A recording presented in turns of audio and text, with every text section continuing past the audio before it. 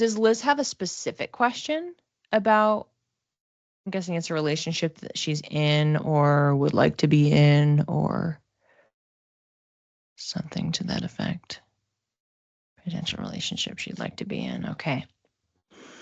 Alrighty. So we're playing extra telephone here. So not only am I waiting for the chat from you, but you talking to her. Okay. So Liz. Hi, Liz. It feels like there's something that's teasing in a way that doesn't feel adult. Like it doesn't feel mature. It feels like there's something like high school about it. So I don't know the vibe or attitude or specific things that this person she's interested in has said or how they're acting. I just keep getting like, it feels high school.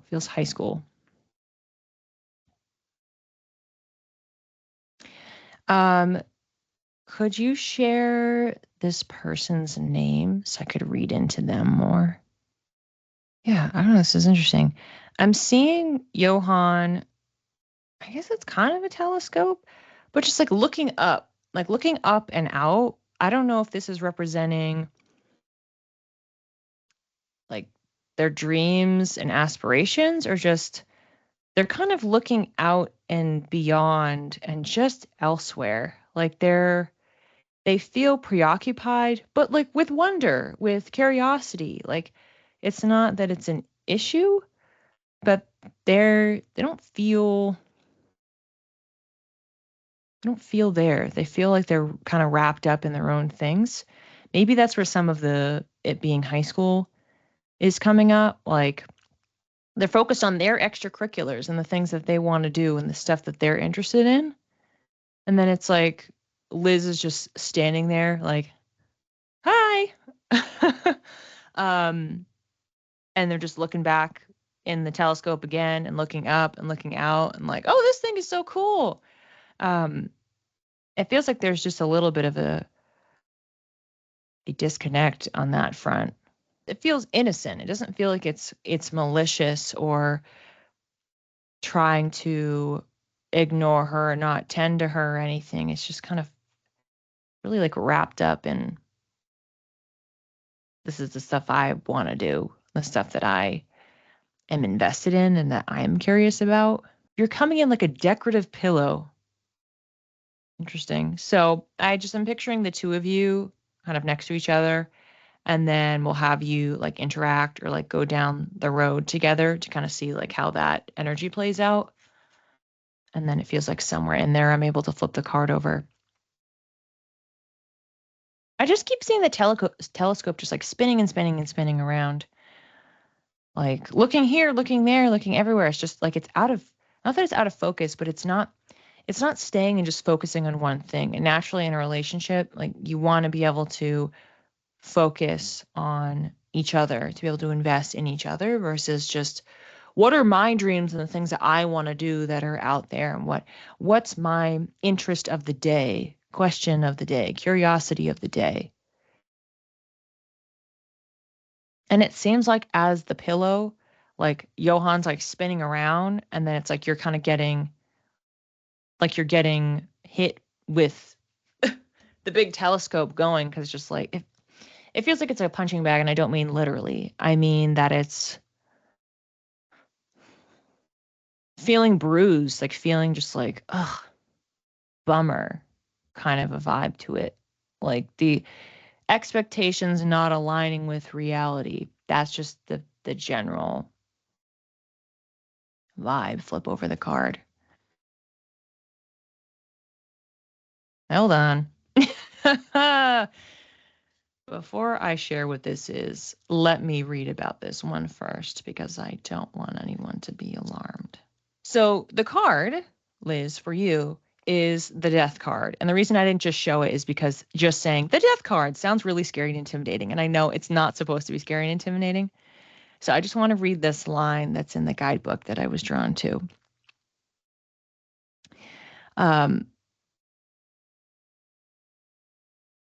Raw turning points often mark the deepest pathways which emerge from the depths of our spirit, allowing our priorities to become crystal clear once everything else has been stripped away. So it's about growth and transformation. So when we say in astrology, when we say eighth house, it's death and rebirth. So it's things that we're recognizing, okay, well, if I'm without this, if I cut that away, if I step away from this type of situation, how can I grow and reemerge? Like the woman on the card, like she's dancing like she's free. Like the snakes on here, often symbols of rebirth. It's a shedding and then emerging new on the other side. Yeah, like metamorphosis, it's a word that's listed on here. So it feels to me like even the experience and exercise of talking to Johann and trying to gauge more of, is this actually what I think it's going to be? You know what this is? This is the first reading. If Johann is the slide, if Johann is the slide and this is the thing, the person that you want, the relationship that you want, you could decide, wait, never mind, this isn't what I thought it was. And that you could be someone who decides to leave the park or decides, I want a totally different slide. I'm going to go way over there to try something else. So it feels like there's a bit of that energy going on. But through the experience, you come out transformed on the other side, that you learn so much, not just about this person, because it's never about the other person. It's about you. You're learning about yourself. You are shaping yourself, because in this situation, I was confused. I was like, why is Liz a pillow? So it's like, you're a pillow. You're impacted by the situation. I mentioned, oh, you're feeling bruised. Well, it allows you to, wow, this is a perfect analogy. You can change the case on a pillow. You can put a new case on it. You can completely shift the appearance. You can stuff the pillow with something else and say, okay, this pillow has been used a lot. I'm going to pack it a little bit more. There is an opportunity to make that adjustment so that you feel shiny and new and not battered and just disappointed and put down by the situation, that you can emerge dancing like this lady, feeling transformed and reborn. Again, may or may not be the case. It does keep coming across to me. Everyone's got free will, so maybe something will change. Something could change with Johann. But how it presents is that it doesn't feel like it's what you think it is or what you think it's going to be, and that you could be disappointed and then decide to make fundamental changes and adjustments within yourself. So then you are matching with someone that is not even just where you're at now, but that 2.0, that version that you become when you shed your skin, when you reupholster that pillow. How can I evolve? How can I up level from what I'm learning is not for me? But it's up to you to decide. Maybe you do go on that slide, something happens with Johann and you're enjoying it and you feel happy about it, but Johann can decide this isn't for me. Or you both decide this isn't for us.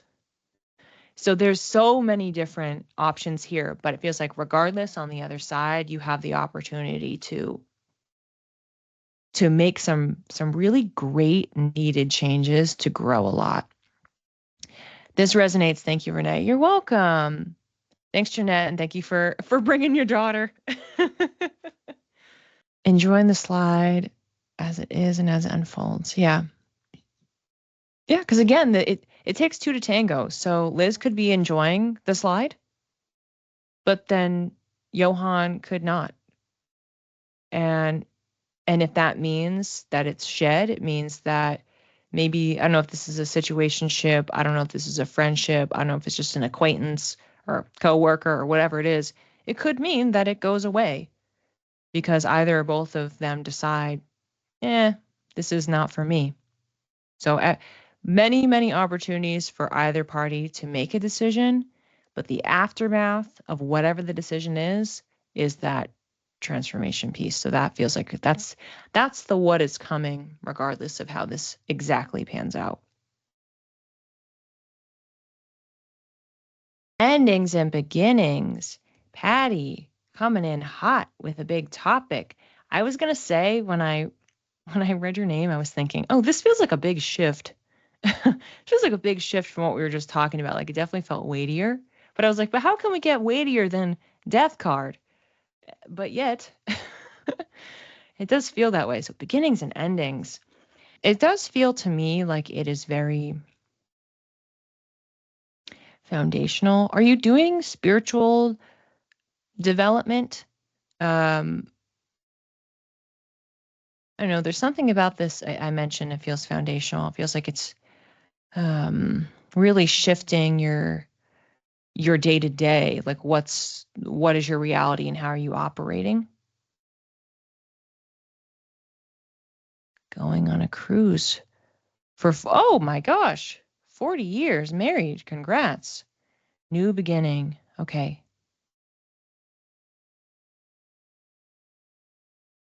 Lots of spiritual work. Gotcha. All right, so I'm gonna start there because that's what came in first. Then we can keep going. So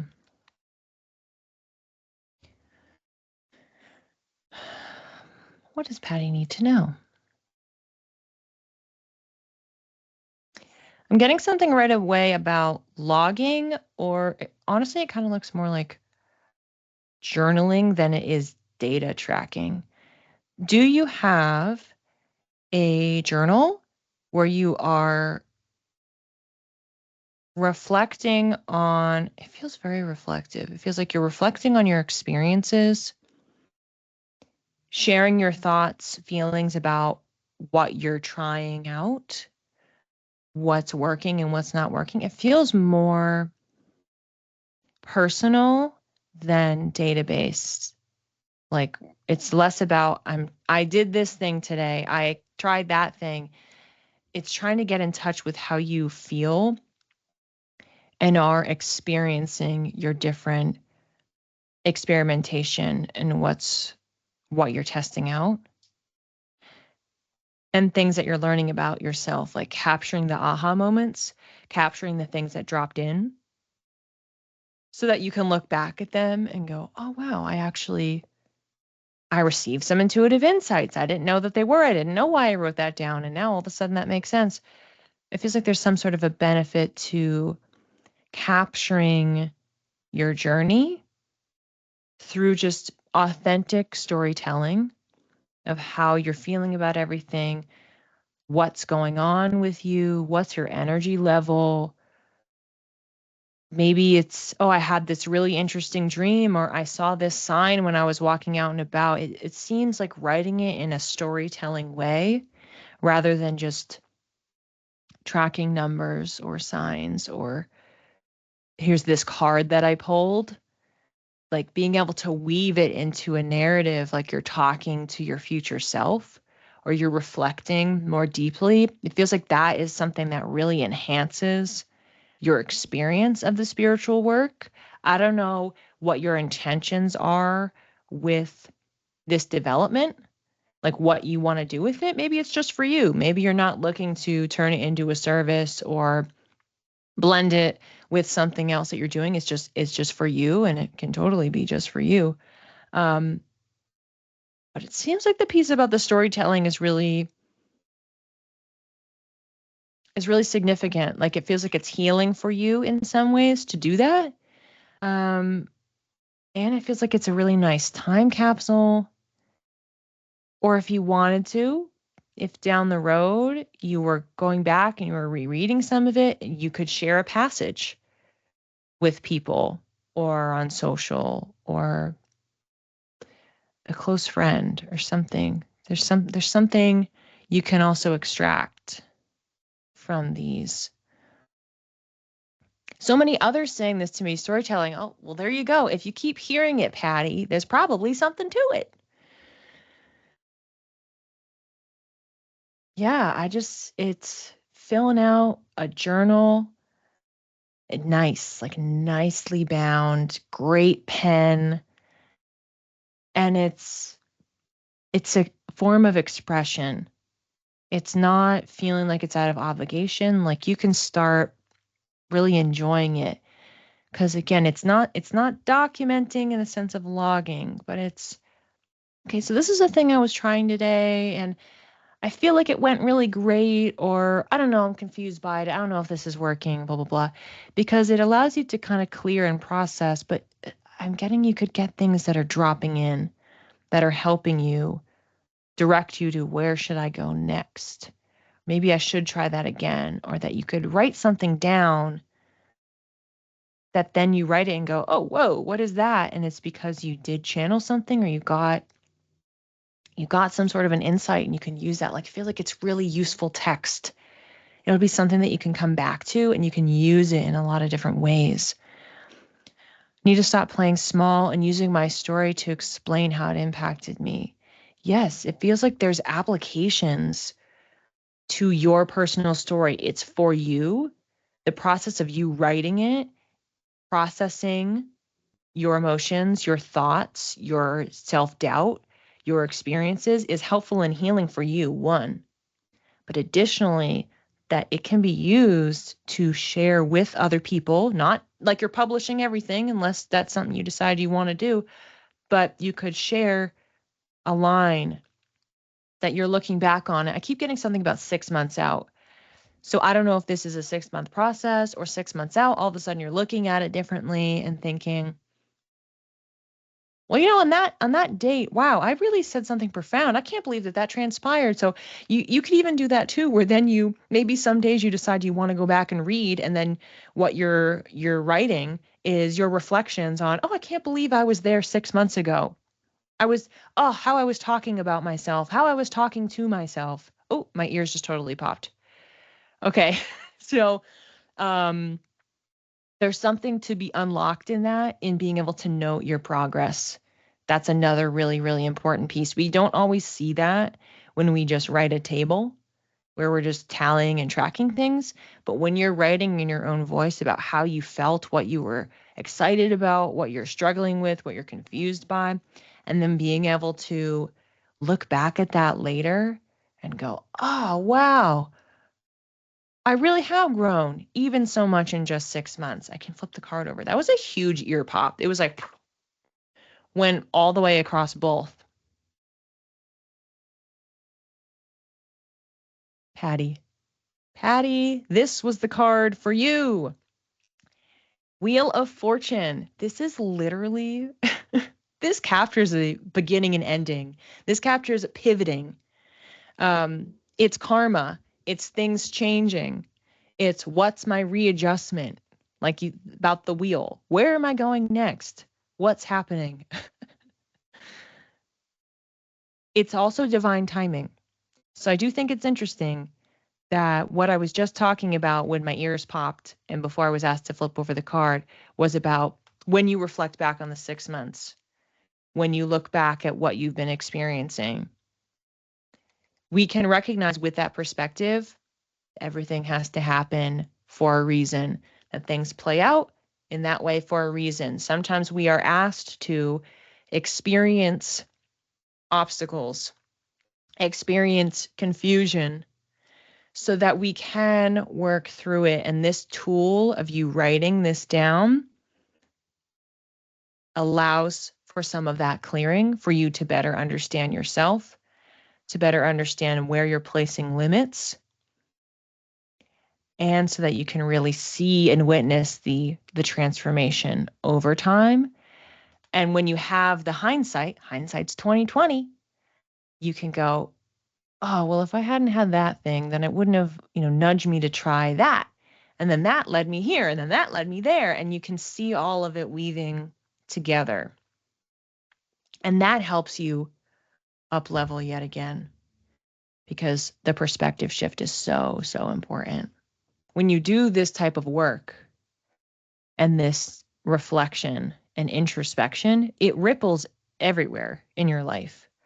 So you were talking about, 40 years of marriage, going on a new adventure.